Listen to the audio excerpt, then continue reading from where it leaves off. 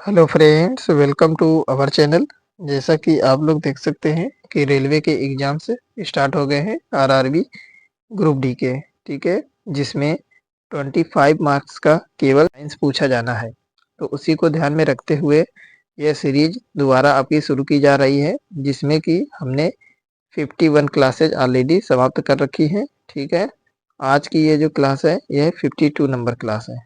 ठीक है, 52 नंबर की क्लास है, जिसमें रेलवे द्वारा प्रीवियस ईयर में पूछे गए साइंस के सारे क्वेश्चंस आपको कवर कराए जा रहे हैं। ठीक है, ये सारे क्वेश्चंस रेलवे ने किसी न किसी एग्जाम में पूछे हैं प्रीवियस ईयर में। तो चलिए क्लास में अंत तक बने रहें, आपके लिए बहुत ही हेल्पफुल रहने वाली है।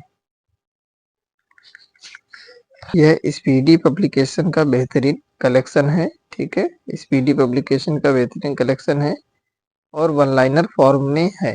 ये सारे साइंस के वन लाइनर हैं। ठीक है, चलिए देखेंगे पहला क्या है टॉपिक। आपका पहला पॉइंट क्या हो जाएगा? पोलियो की खुराक। पोलियो की खुराक या मौखिक पोलियो टीका बोलते हैं इसको। ठीक है, की खोज सर्वप्रथम किसने किया था? तो पोलियो की खुराक की खोज सर्वप्रथम किसने किया था? तो आपका हो जाएगा अल्बर्ट साबिन। अल्बर्ट साबिन ने पोलियो की खुराक की सर्वप्रथम खोज की थी। ठीक है, नेक्स्ट हो जाएगा, नेक्स्ट पॉइंट है कोशिका विभाजन। कोशिका प्रभाजन किससे किया जा सकता है? ठीक है, कोशिका प्रभाजन किससे किया जा सकता है? तो आपका हो जाएगा जीन अभियंत्रण से किया जा सकता है। नेक्स्ट पॉइंट है पारिस्थितिकी के अध्ययन में आधारभूत इकाई है। पारिस्थितिकी के अध्ययन में आधारभूत जो इकाई है वह सजीव है। ठीक है, नेक्स्ट हो जाएगा विषाणु जनित रोग है। विषाणु जनित रोग कौन सा है? तो आपका इन्फ्लुएंजा जो होता है यह विषाणु जनित रोग होता है। नेक्स्ट हो जाएगा तर्क तंतु किसके बने होते हैं? तो तर्क तंतु जो होते हैं वह ट्यूबलिन के बने होते हैं। ठीक है, किसके बने होते हैं? ट्यूबलिन के बने होते हैं। देख सकते हैं यह आरआरबी में ही प्रीवियस ईयर में पूछे गए क्वेश्चन हैं सब, और इसी टाइप के क्वेश्चन बन रहे हैं आजकल। ठीक है, आरआरबी द्वारा इसी टाइप के क्वेश्चन पूछे जा रहे हैं और टोटल 25 मार्क्स का आना है। ठीक है, देखेंगे नेक्स्ट पॉइंट प्रकाश की ठीक सीधी रेखा में गमन न होना क्या कहलाता है? प्रकाश का ठीक सीधी रेखा में गमन न होना क्या कहलाता है?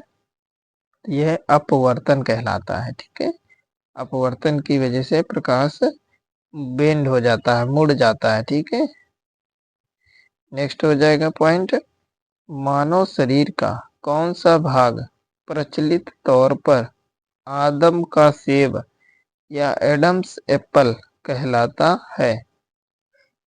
तो मानव शरीर का कौन सा भाग प्रचलित तौर पर आदम का सेब या एडम्स एप्पल कहलाता है? कौन सा भाग होता है? तो एड्रीनल ग्लैंड जो होती हैं वह एडम्स एप्पल कहलाते हैं। नेक्स्ट हो जाएगा वल्कनीकरण। वल्कनीकरण एक है, क्या है? वल्कनीकरण एक सल्फर के साथ गर्म करते हुए रबर के कठोरीकरण की प्रक्रिया है। ठीक है, अगला देखेंगे पॉइंट एक्स किरण क्षेत्र।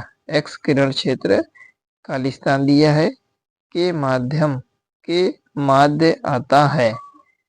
तो लघु रेडियो तरंग तथा पराबैंगनी क्षेत्र के माध्य आता है। ठीक है, के मध्य आता है, ये कह सकते हैं कि एक्स किरण क्षेत्र जो होता है लघु रेडियो तरंग तथा पराबैंगनी क्षेत्र के मध्य आता है। अगला पॉइंट हो जाएगा दूध एक उदाहरण है। दूध किसका उदाहरण है? यह एक पायस का उदाहरण है। ठीक है, दूध किस में आता है? यह पायस में आता है। नेक्स्ट हो जाएगा, रक्त तथा मूत्र में शर्करा का परीक्षण किया जाता है। तो रक्त तथा मूत्र में शर्करा का परीक्षण किया जाता है तो बेनेडिक्ट विलियन से। किससे किया जाता है? तो बेनेडिक्ट विलियन से किया जाता है। नेक्स्ट हो जाएगा पॉइंट, अल्ट्रासाउंड तरंगों की आवृत्ति अभिलाक्षणिक तौर पर कितनी होती है? तो 20,000 किलो हर्ट्ज से ऊपर होती है। ठीक है, 20,000 किलो हर्ट्ज के ऊपर होती है अल्ट्रासाउंड तरंगों की आवृत्ति। ठीक है, अगला हो जाएगा, स्थलीय पादपों वाष्पोत्सर्जन मुख्यतः किनके द्वारा होता है? तो स्थलीय जो पादप होते हैं उसमें वाष्पोत्सर्जन जो होता है किसकी वजह से होता है? तो रंध्र की वजह से होता है। ठीक है, नेक्स्ट पॉइंट हो जाएगा, पादपों में जिंक यानी जिंक की आवश्यकता क्यों होती है? जिंक की आवश्यकता होती है क्योंकि यह सक्रिय करता है। किसको सक्रिय करता है? जिंक। जेडन से क्या होता है? जिंक होता है। ठीक है, तो ये पर्णहरित को सक्रिय करता है और पर्णहरित क्या काम करता है? यह खाना बनाने में हेल्प करता है पौधों की। अगला हो जाएगा पॉइंट, किस एपिथेलियम की कोशिकाओं पर सामान्यतः सूक्ष्मांकुर पाए जाते हैं? तो किस एपिथेलियम की कोशिकाओं पर सामान्यतः सूक्ष्मांकुर पाए जाते हैं? ये सल्की एपिथेलियम की कोशिकाओं पर सामान्यतः सूक्ष्मांकुर पाए जाते हैं। ठीक, चलिए देखेंगे नेक्स्ट पॉइंट क्या हो जाएगा, लोहे में जंग लगने के लिए अनिवार्य है। तो लोहे में जंग जो होता है लगने के लिए अनिवार्य क्या है? तो केवल ऑक्सीजन अनिवार्य है। ठीक है, लोहे में जंग लगने के लिए ऑक्सीजन अनिवार्य है। ऑक्सीजन रहेगा तो लोहे में जंग पकड़ लेती है। ठीक है, हीमोग्लोबिन की उच्च बंधुता है। तो हीमोग्लोबिन की उच्च बंधुता किससे है? तो हो जाएगा आपका ऑक्सीजन से है। ठीक है, नेक्स्ट देखेंगे पॉइंट क्या है, तापमान का एसआई मात्रक है। तापमान का एसआई मात्रक क्या होता है? केल्विन होता है आपका तापमान का एसआई मात्रक। हो जाएगा, नेक्स्ट पॉइंट क्या है, शुद्ध जल में डिटर्जेंट मिलने पर उसका पृष्ठ तनाव क्या होता है? तो शुद्ध जल में अगर डिटर्जेंट मिलता है तो उसका पृष्ठ तनाव घट जाता है। ठीक है, नेक्स्ट होता है, आंखों की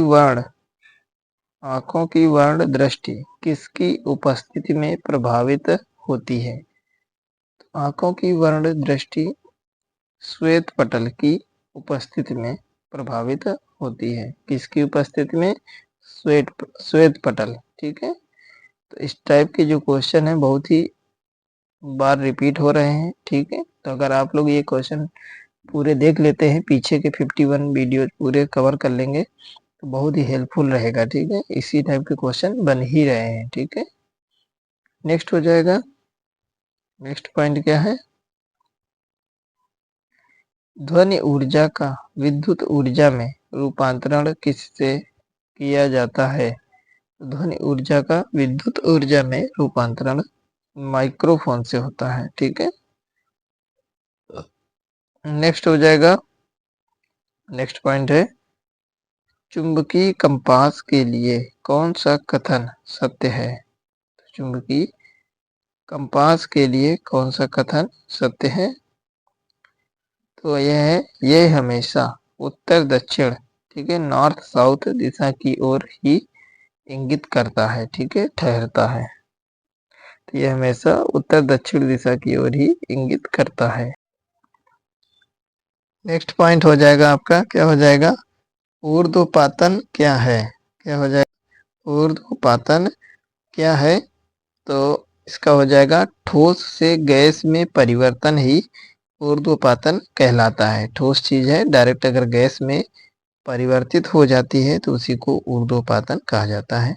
नेक्स्ट देखेंगे, नेक्स्ट पॉइंट है 100 डिग्री सेल्सियस तापमान का मान केल्विन पैमाने में क्या होगा? तो 100 डिग्री सेल्सियस तापमान का मान केल्विन पैमाने पर 373 केल्विन के बराबर होता है। ठीक है, अगला देखेंगे, बिंदु बिजली के एक चालक में इलेक्ट्रॉन बिंदु ए से बिंदु बी की ओर बढ़ते हैं। इलेक्ट्रॉन बिंदु ए से बिंदु बी की ओर बढ़ते हैं, विद्युत धारा की दिशा क्या होगी? तो विद्युत धारा की दिशा उल्टा होती है, इलेक्ट्रॉन की चलने की दिशा के उल्टा होती है, यानी कि विद्युत धारा की दिशा बी से ए होगी। ठीक है, आगे देखेंगे, नेक्स्ट पॉइंट है किस विटामिन की कमी से बेरी बेरी रोग हो जाता है? तो विटामिन होता है B1, तो विटामिन B1 की कमी से बेरी बेरी रोग हो जाता है। नेक्स्ट हो जाएगा वायरस एक है, तो वायरस क्या है? तो वायरस एक सजीव तथा निर्जीव पदार्थों के बीच एक कड़ी है। क्या है? सजीव तथा निर्जीव पदार्थों के बीच एक कड़ी का काम करता है वायरस। अगला हो जाएगा शुद्ध जल का पीएच मान क्या होता है? शुद्ध जल का पीएच मान 7 होता है। ठीक है, ना तो यह अम्लीय होता है ना ही यह क्षारीय होता है। ठीक है, 0 से 7 तक का मान अम्लीय होता है और 7 से ज्यादा 14 तक के मान क्षारीय होते हैं। ठीक है, नेक्स्ट हो जाएगा पॉइंट, हमारे रसोई घर में प्रयुक्त गैस को आमतौर पर एलपीजी कहा जाता है। एलपीजी का अभिप्राय क्या है? तो लिक्विफाइड पेट्रोलियम गैस इसका फुल फॉर्म होता है। अगला पॉइंट देखेंगे, ध्वनि की प्रबलता मापने के लिए किस इकाई का प्रयोग किया जाता है? तो ध्वनि की प्रबलता को डेसिबल में मेजर किया जाता है, इसको डीबी भी लिखते हैं। ठीक है, शॉर्ट फॉर्म इसका डीबी होता है, डेसिबल। नेक्स्ट हो जाएगा, यदि किसी ठोस और द्रव के घनत्व समान है तो ठोस ठोस हमेशा संतुलित रहेगा। ठीक है, यदि ठोस तथा द्रव के घनत्व समान है तो ठोस संतुलित रहेगा। अगला पॉइंट हो जाएगा 32 डिग्री फ़ारेनहाइट तापमान का सेल्सियस में क्या मान होगा? 32 डिग्री तापमान का सेल्सियस में मान होगा 0 डिग्री सेल्सियस। ठीक है, अगला पॉइंट हो जाएगा केल्विन पैमाने पर, केल्विन पैमाने पर पानी के जमने का तापमान क्या है?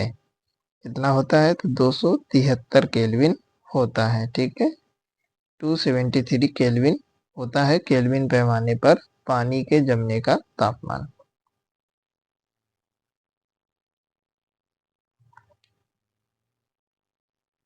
अगला पॉइंट हो जाएगा, अगला पॉइंट आपका क्या है? प्रकाश वर्ष क्या है? तो प्रकाश वर्ष क्या है? तो ये दूरी मापने की एक इकाई है। ठीक है, प्रकाश वर्ष क्या है? दूरी मापने की इकाई है। पारसेक एक होता है, पारसेक। ठीक है, पारसेक भी दूरी मापने की इकाई है जो कि प्रकाश वर्ष से ज्यादा बड़ी होती है। प्रकाश वर्ष से ज्यादा बड़ी इकाई कौन सी होती है दूरी मापने की? तो वह पारसेक होती है। ठीक है, अगला पॉइंट देखेंगे, कौन कार्टिलेज यानी उपास्थि का उदाहरण है? तो जबड़े की अस्थि, जबड़े की जो अस्थि होती है वह उपास्थि का एक उदाहरण है, इसी को बोलते हैं कार्टिलेज। ठीक, अगला हो जाएगा, किस खनिज की कमी से गायटर यानी कि घेंघा रोग होता है? तो आयोडीन नमक की कमी से गायटर या घेंघा रोग हो जाता है। ठीक है, नेक्स्ट पॉइंट हो जाएगा, किसे अपनी संख्या वृद्धि के लिए दूसरी जीवित कोशिका की जरूरत पड़ती है? किसे अपनी संख्या वृद्धि के लिए दूसरी जीवित कोशिका की जरूरत पड़ती है? तो यह होता है वायरस आपका। ठीक है, नेक्स्ट हो जाएगा, 10 pH मान वाला घोल है। 10 pH मान वाला घोल कौन सा है? तो एक क्षारीय घोल होता है। ठीक है, 10 pH मान का घोल एक क्षारीय घोल कहलाता है।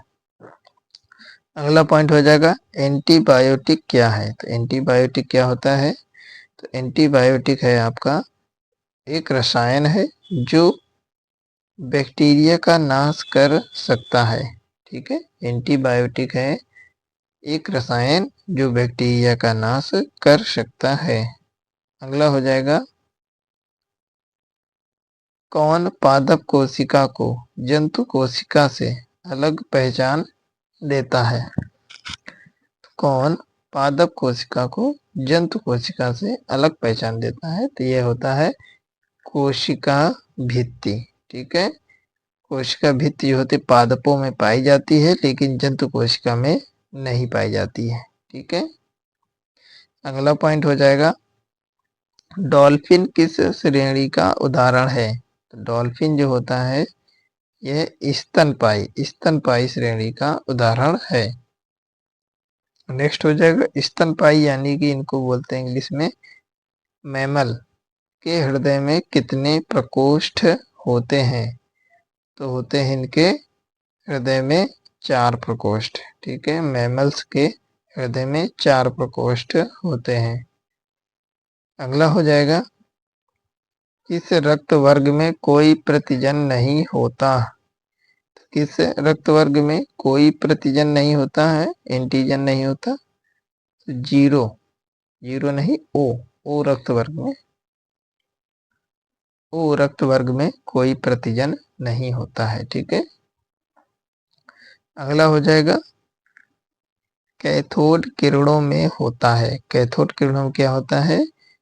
केवल और केवल आवेश होता है कैथोड किरणों में। अगला हो जाएगा, न्यूक्लियर प्रतिक्रिया में उत्पन्न ऊर्जा किससे व्यक्त की जाती है? न्यूक्लियर प्रतिक्रिया में उत्पन्न ऊर्जा किससे व्यक्त की जाती है? तो यह आइंस्टीन के सिद्धांत से व्यक्त की जाती है। ठीक है, तो ई बराबर क्या होता है? ई बराबर होता है एम सी स्क्वायर। यह होता है आइंस्टीन का सूत्र। ठीक है, इक्वेशन होती है आइंस्टीन की। नेक्स्ट हो जाएगा, आइंस्टीन का ऊर्जा समीकरण इसको कहते हैं ई बराबर एम सी स्क्वायर। नेक्स्ट है, आसमान नीला क्यों दिखाई देता है? तो प्रकीर्णन के कारण आसमान नीला दिखाई देता है। अगला पॉइंट हो जाएगा, पिच ब्लेंड अयस्क में कौन सा मुख्य तत्व पाया जाता है?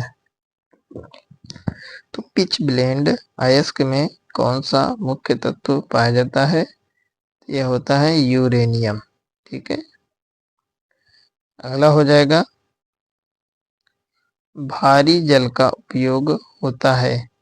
तो भारी जल का उपयोग होता है मंदक के रूप में। ठीक है, भारी जल का उपयोग होता है मंदक के रूप में। नेक्स्ट हो जाएगा, हरे प्रकाश में रखा लाल फूल कैसा दिखाई देगा? तो हरे प्रकाश में रखा लाल फूल दिखाई देगा आपको काले रंग का। ठीक है, अगला पॉइंट हो जाएगा, पोलियो की बीमारी होती है।